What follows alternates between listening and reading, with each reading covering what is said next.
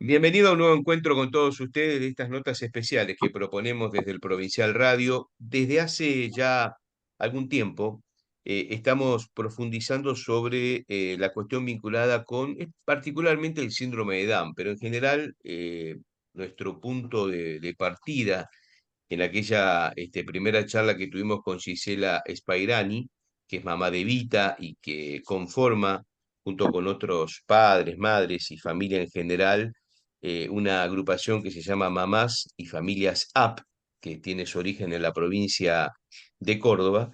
Digo, cuando empezamos a hablar de una ley, la ley de diagnóstico humanizado, ese fue el motor que nos movilizó a charlar de otros temas, ¿no? Y incluso en la última charla que tuvimos con Gisela, hablábamos precisamente con Marina Comba sobre la ley en sí, ¿no? Hoy vamos a hablar de algunos de los puntos que se van desprendiendo, ¿no? Como para ir profundizando un poco sobre todo esto que tiene que ver la educación de los chicos con síndrome de Down, en general, los chicos con distintas discapacidades, si es posible que sean aceptados eh, en las escuelas, en general, no importa, no califiquemos qué escuelas, en las escuelas. Si las escuelas en general inscriben o matriculan a chicos, a estudiantes discapacitados. Esto se puede hacer, esto hay una ley, es una obligación, en fin, de esto vamos a estar hablando. Le doy la bienvenida a Gisela, por supuesto, y después quiero contarle que estará Natalia Maidana, que es mamá de 4 chicos, de los cuales Sofía tiene síndrome de Down, ella también es de la provincia de Córdoba y nos va a estar acompañando en el programa de hoy. Gisela, ¿cómo estás? Bienvenida. ¿Qué tal? ¿Cómo va? Todo Acá muy bien, nuevamente. muy bien. Muchas Bueno, un poco gracias.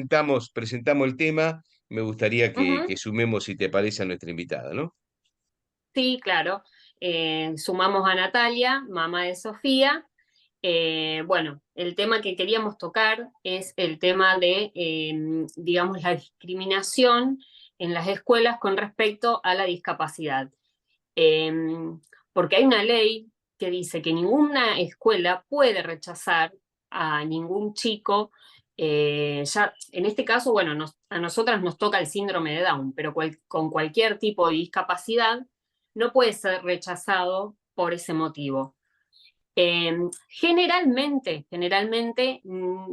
a ver, no te lo dicen directamente, pero buscan excusas para no aceptarlos. Se puede, las excusas que a veces uno escucha es que el colegio no está preparado, eh, que no hay cupo o que ya el cupo para discapacidad está completo. Y son excusas, es mentira. O sea, la realidad es que tienen que aceptarlos porque hay una ley. Si no se cumple, o sea, estaríamos hablando de un tema de discriminación. Si bien a mí no me pasó, al contrario, yo agradezco porque estoy en un pueblo y he recibido de varios colegios invitaciones para que Vita pueda ir a conocer los jardines antes de inscribirla. Después, obviamente, uno tiene que elegir uno, pero yo agradezco, no tuve, por suerte, no pasé por esa situación, pero sé de un montón de mamás que sí lo han pasado, un montón de familias, y realmente, bueno, es como darle el espacio y la voz para que esto deje de ocurrir, digamos, y que se empiece a tomar conciencia de la realidad, digamos, que un chico con discapacidad, ya sea síndrome de Down o cualquier trastorno, cualquier problemática, sea aceptado más allá de su discapacidad. Quiero darle el lugar a Natalia, que bueno, ella sí sufrió en algún momento alguna situación así de rechazo, digamos, con Sofi. Bien. Hola Natalia, ¿cómo te va? Hola, ¿cómo les va? ¿Todo bien? Bueno, sí, bueno, me presento, soy Natalia Maidana, también pertenezco al grupo de Familias App. eh, la verdad es que el tema de la educación inclusiva es un tema que todavía tiene muchas cosas por solucionar, eh, pero bueno, algunas veces pasamos por cuestiones que tienen que ver con esto, porque muchas veces en las escuelas se trata de evitar la inserción de los niños con alguna condición asociada a la discapacidad. Sea cual sea, a nosotros nos toca con Gisela compartir que la condición de nuestros hijos es el síndrome de Down. pero, pero no están preparadas en general para recibir a niños con discapacidad, sea cual sea, sea motriz, intelectual o cualquier tipo de discapacidad.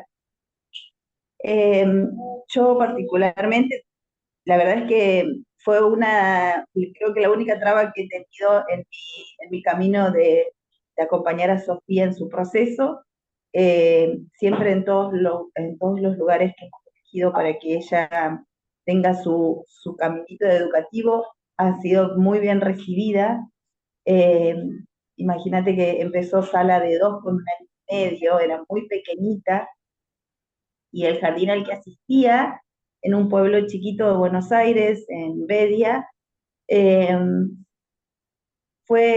la verdad es que pusieron toda a disposición de Sofía todas las herramientas que pudieron para que ella pudiera tener un buen proceso educativo. Educativo en ese momento en realidad era más que aprendizaje a través del juego, ¿no? Como es en el jardincito. Eh, Ellos adaptaron todo, Sofía no caminaba, entonces mantenían todo limpio el piso para que ella pudiera andar, le acondicionaron sillas, mesas para que ella pudiera utilizarlos porque era muy pequeña. Y así fue todo eso en este jardín de Bedia, sala de 2, sala de 3, sala de 4 en un jardincito de Buenos Aires, de Córdoba, perdón, que nos mudamos a vivir a Córdoba capital, y en este jardín sala de 4 fue perfecto también. Una docente muy interesada en Sofi, en sus necesidades, en su aprendizaje, eh, pero después tuvimos que elegir otro jardín porque este jardín solo tenía hasta sala de 4, y ahí viene el problema. Nosotros inscribimos a Sofía en este jardín, y en el momento de la inscripción nos dice que estaba todo bien, era el jardín del colegio al que asistían sus 2 hermanos varones mayores. Entonces nos dicen que estaba todo bien, que Sofía podía asistir perfectamente. Todo eso fue en la preinscripción que se hace en octubre, noviembre. Cuando vamos en diciembre, yo voy a hablar, hasta ese momento todo bien.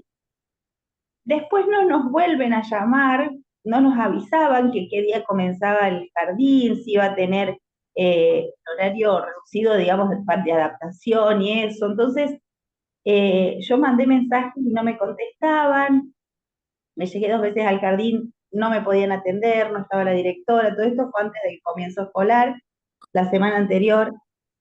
El lunes que comenzaban las clases, yo fui con Sofía como todos los demás papás, y cuando llegué me dijo la directora, no, pero Sofía no puede ingresar porque ella tiene integradora solo por acompañante, bueno, en este caso sería solo por 2 horas y solamente puede venir 2 horas.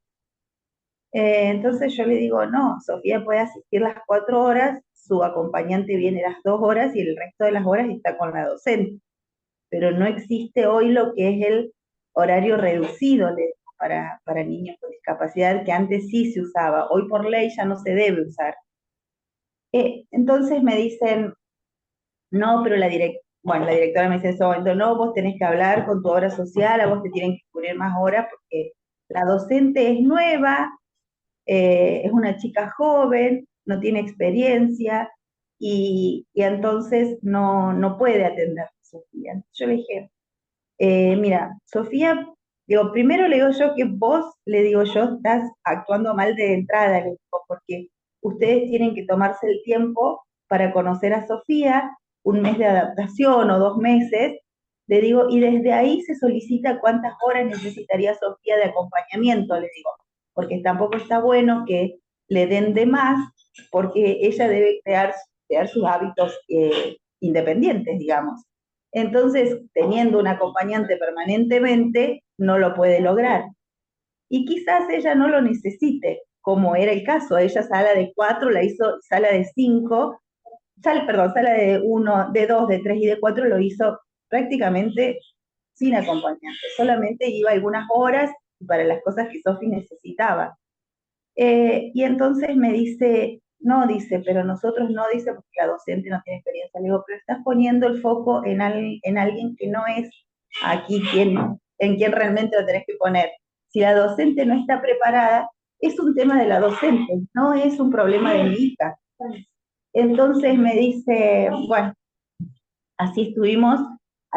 La cuestión es que al final decidieron recibirla por 1 hora y ver si podían estar con Sofía. Imagínate que yo sentía que llevaba un animalito, que lo probaran a ver si, pero bueno. Y el primer día que la llevé, 1 hora, íbamos a probar una semana así. Cuando salí, me dijo la directora, no, sin acompañante, no. Sofía se maneja todo perfectamente, le digo. Le digo, y la acompañante va a venir 2 horas, le digo. Las otras 2 horas tiene que estar con su docente, porque es su docente la que se tiene que hacer cargo. Y, y me dijeron que no, y no me la recibieron. Así que bueno, ahí estuve prácticamente un mes. Sofi perdió de clase porque no conseguíamos vacantes en Córdoba, y en Córdoba no es fácil porque no todos los jardines te quedan cerca.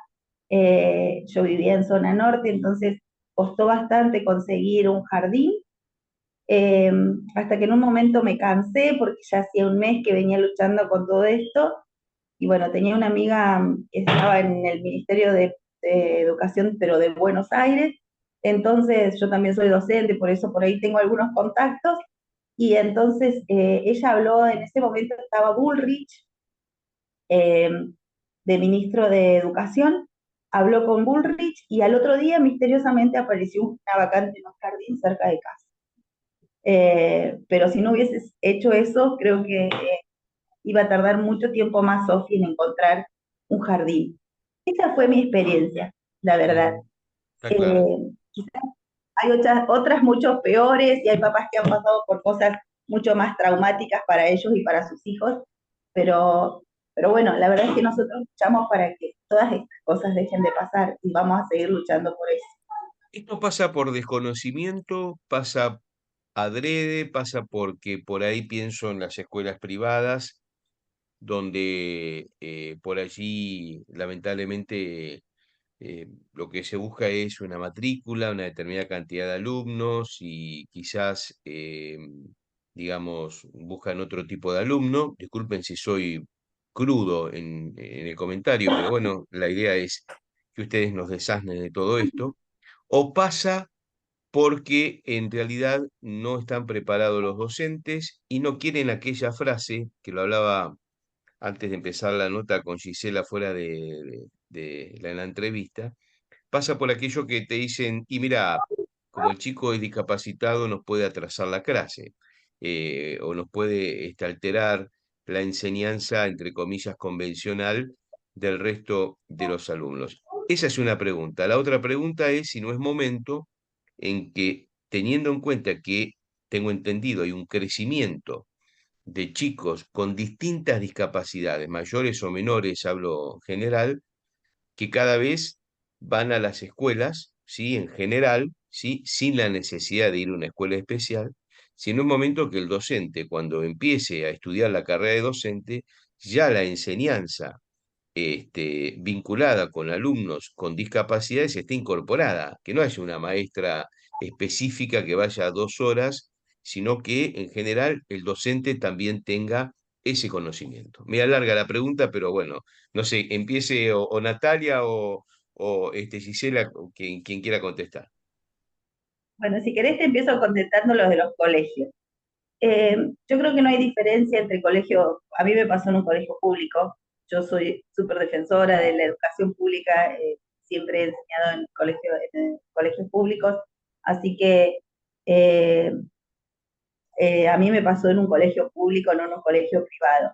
Se entiende que muchas veces tratan de decirte no, la matrícula, no hay las vacantes.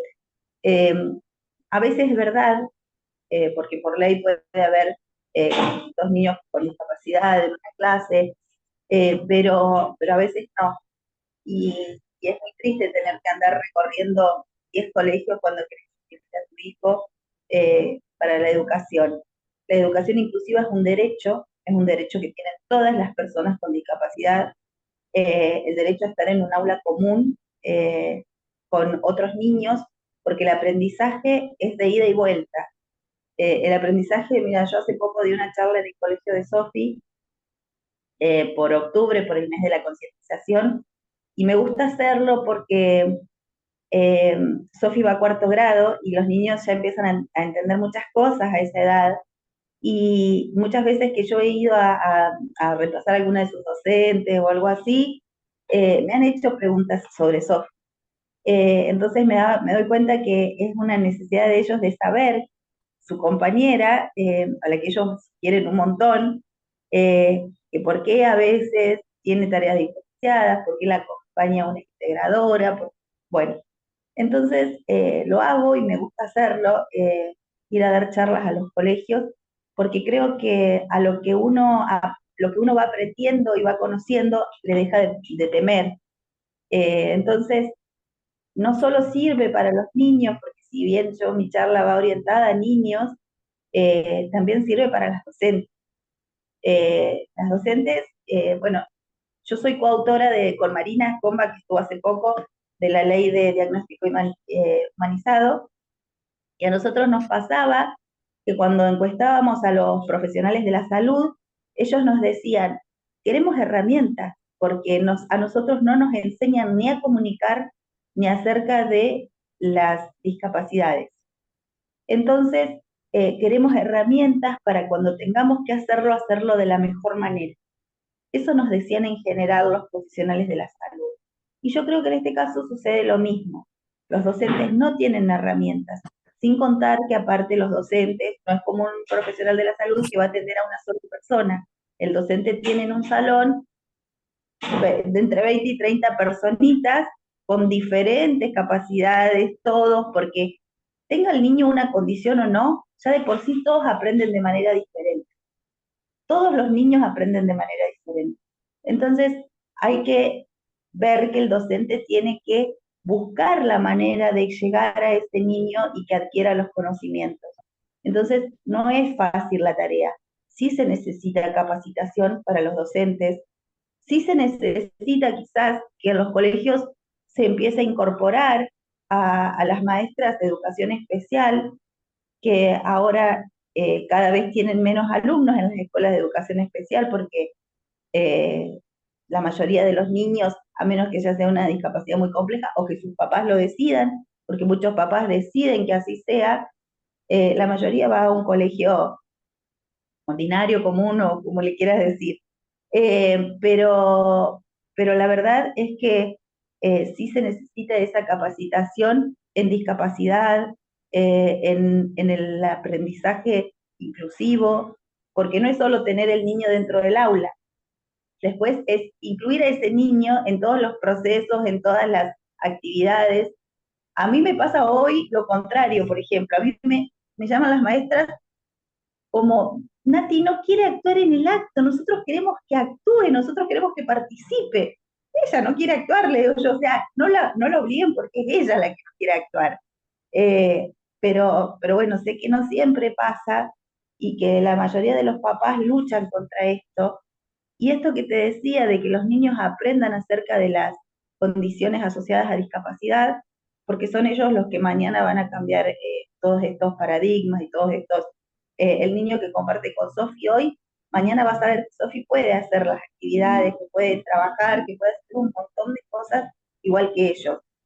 Yo en estas charlas les cuento acerca de cómo es la vida con Sofi, qué le gusta hacer, qué no le gusta hacer, cómo es ella, qué es el síndrome de Down, y la mayoría no lo sabía, la mayoría te preguntaba si era una enfermedad, si era contagioso, muchas preguntas que a la edad de 9 años yo me imagino que ellos se harían, y si yo no hubiese dado esa charla, se iban a quedar con esa duda, porque en casa no se iba a comentar.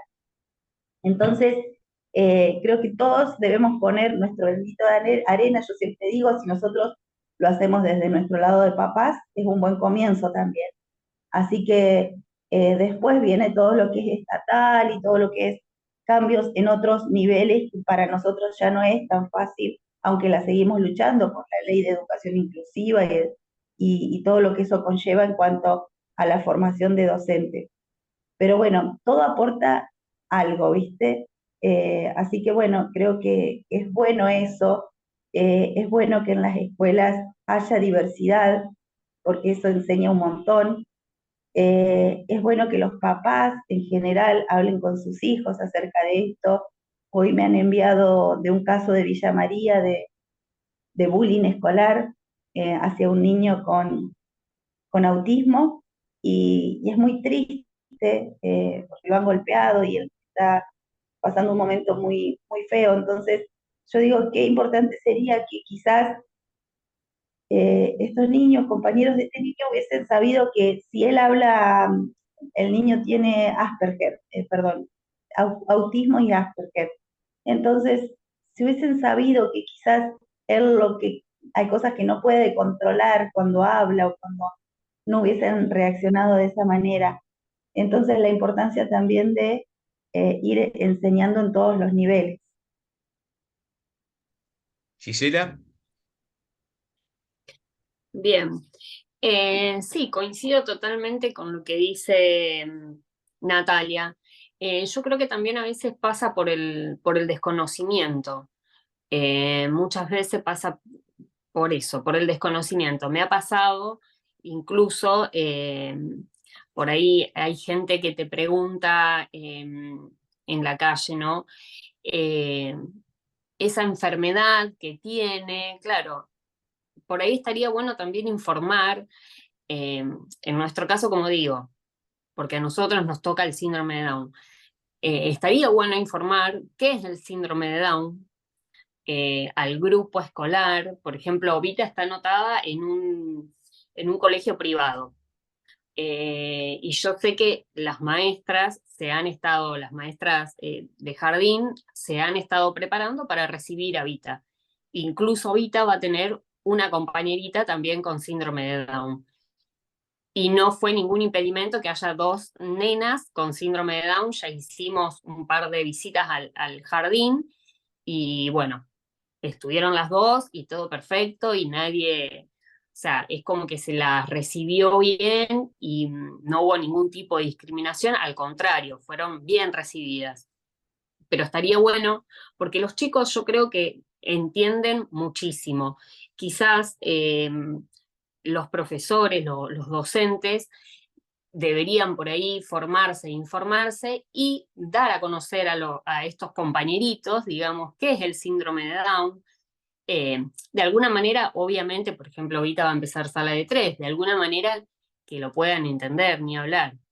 Pero es importante para la inclusión y saber, digamos, cómo es la realidad de cada uno, justamente para después evitar este tipo de discriminación o decir, no sé, el rarito, que por ahí pasan ese tipo de cosas, o como hablaba Natalia, el tema del bullying. Pero siempre, yo creo que siempre hablando y dando a conocer es una herramienta fundamental para la inclusión. sin Sí, dudas. no, Y no recuerdo aparte, si quedó algo de las preguntas que hiciste. no, creo que está, creo que está. Mira, fue tan larga que creo que una parte hasta yo me olvidé, lo cual es un error mío. No, pero digamos, va en línea un poco con todo esto, porque incluiste en definitiva todo. La parte final era si los docentes deberían ya estudiar la inclusión como, o sea, recibirse no solo de docentes y además hacer alguna especialización, no, no, que esté incorporado todo en la misma carrera. Te Sí, lo sería pregunto muy como bueno, pero docente. Ujú. yo opino que sería muy bueno. Eso sería una de las necesidades que hay. En cuanto, bueno, también creo que parte de eso está pedido en la ley de inclusión escolar, Mm. em, porque como te digo, no solo sirve para las personas con alguna condición, sirve para tener en cuenta el aprendizaje de todos los niños que tenemos, o sea, de todo el universo escolar que tenemos en una escuela. Porque sean niños con condición o no, todos van a aprender de una manera diferente. Y saber esperar eso y saber ver eso, creo que tiene mucho que ver con estudiar las condiciones. No sé, decirte, por ejemplo, eh, no exponer a un niño que le cueste hablar a dar una lección oral, por ejemplo, porque eso lo puede llevar a traer, a tener después imposibilidades mayores, ¿me entendés? A mí me pasaba con Sofi que ella habla muy bajito por ahí, y entonces les costaba entenderla lo que decía, Y yo un día que fui a su colegio me di cuenta que ella en el colegio hablaba aún cada vez más bajo, porque al no entenderla, la exponían a que volviera a repetir muchas veces lo que quería decir. Y eso también me lo hizo ver su psicóloga, que me dijo, ella ya pasa vergüenza, porque está en una etapa de que tiene 9 años y que ya tiene vergüenza. Entonces, hay determinadas cosas que las docentes deberíamos ver, de qué manera podemos reemplazar o hacer un dictado a personas que a lo mejor tienen una dislexia o alguna otra condición. Bueno, después ni hablar de lo que es edilicio, que el Estado deja mucho que desear en los colegios en cuanto a todo lo que es acondicionamientos para las personas con discapacidad, en Claro, lo que es rampas, en lo que es porque aparte, accesos, Natalia, en esto los que estás parques. diciendo vos, esto que decís vos, perdona que te interrumpa.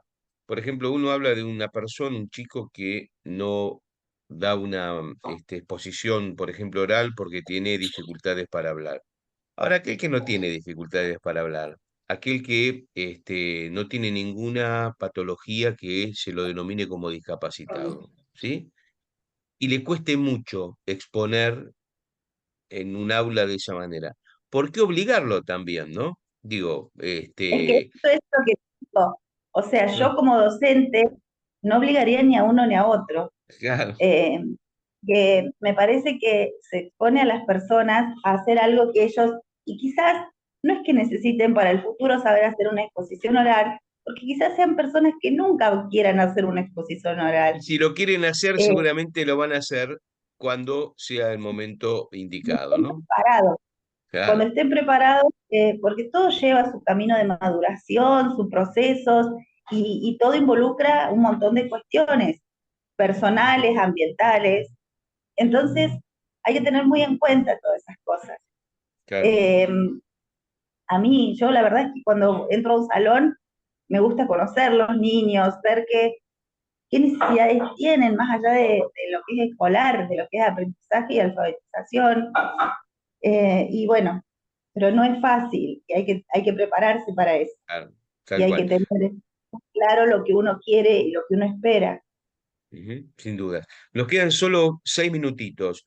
Si les parece, empiezo con Gisela una especie de resumen, una especie de un cierre ordenadito del tema que hemos tratado hoy, donde por supuesto seguiremos charlando, porque fíjate que un tema lleva a otro y los temas que vamos tratando seguramente en algún momento vamos a volver porque en solo 40 minutos no se puede tratar, al menos una primera parte lo vamos charlando, pero un poco me Bien. gustaría, Gisela, que nos des un cierre.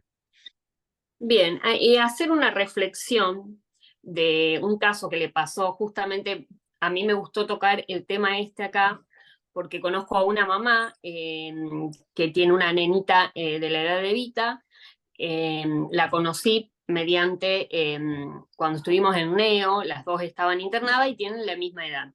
Entonces, hace un tiempo la mamá se contactó conmigo y me dijo justamente el tema este acá, que la habían rechazado, que estaba indignada, que la habían rechazado del colegio, porque bueno, le habían dado la excusa de que el colegio no estaba preparado para recibir a su hija. Entonces fue un punto que yo ahí me indigné, porque de vez en cuando nos hablamos con esta mamá y le dije, no, pero a ver, tienen la obligación de tomar a tu hija, la están discriminando. O sea, le dije, lucha por eso, porque tienen la obligación de aceptarla, no pueden rechazar a un chico con síndrome de Down en este caso. Eh, bueno, ¿qué pasa? La mamá esta me hizo una reflexión y eso fue lo que más me llevó.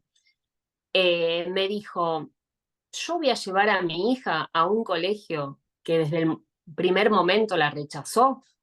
O sea, es como para pensar, justamente, desde el primer momento vas y querés anotar a tu hijo y te dicen, no, no tenemos cupo, son excusas, obviamente, no estamos preparados para recibirla, no hay vacantes. Generalmente pasa eso, te meten excusas, no te dicen, porque no te lo pueden decir, no la aceptamos porque tiene síndrome de Down, pero dan excusas y bueno, a esta mamá le dijeron que el colegio no estaba preparado para recibir a su hija y esta mamá me dijo, yo no voy a mandar a mi hija a un colegio que de primera instancia, digamos, no la acepta.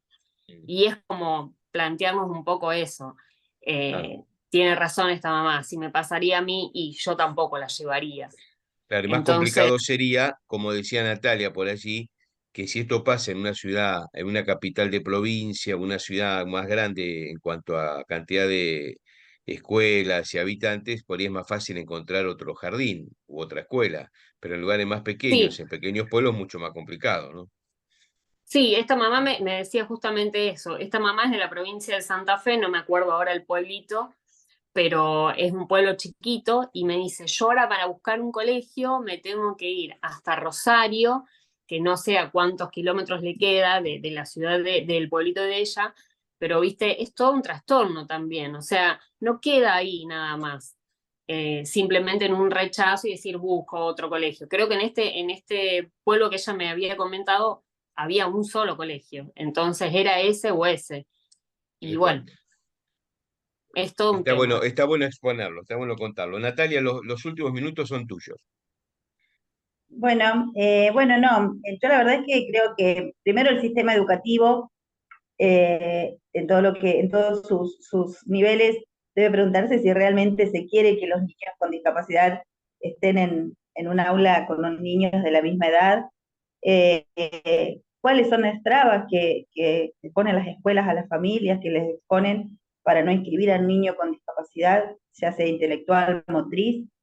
Y la formación de los docentes en el campo de la discapacidad. Creo que el discurso políticamente correcto es que te dicen, sí, obvio que los recibimos. Después la cuestión es cómo se los incluye y cómo se los tiene en cuenta dentro de un grado. Pero creo que nosotros tenemos que seguir luchando como papás, así como luchamos por muchas cosas por nuestros hijos. Creo que en educación falta muchísimo, eh, y sí pasa en todos los niveles, sí pasa en escuelas privadas y públicas, sí pasa con algunos docentes y con otros no, porque también hay muy buenos docentes que reciben y se preparan, aunque no estén preparados, aunque no los prepare su profesión, se preparan para recibir a un niño como cuenta Gisela, que las docentes que van a recibir a Vita el año que viene se están preparando. Bueno, a mí me ha pasado también de docentes de Sofi que han hecho todo lo posible para lograr que Sofi cumpla sus objetivos. Así que creo que a veces también es un poquito de predisposición. Yo no soy docente especial, pero nunca le podría decir a un papá no lo voy a recibir porque no estoy preparada. Al contrario, le diría yo me voy a preparar para recibir a tu hijo. Así que bueno, me gustaría que en un futuro suceda eso. Muchas gracias por el espacio de parte mía, de Familias App, que siempre estamos todas las mamás detrás de un futuro mejor para nuestros hijitos.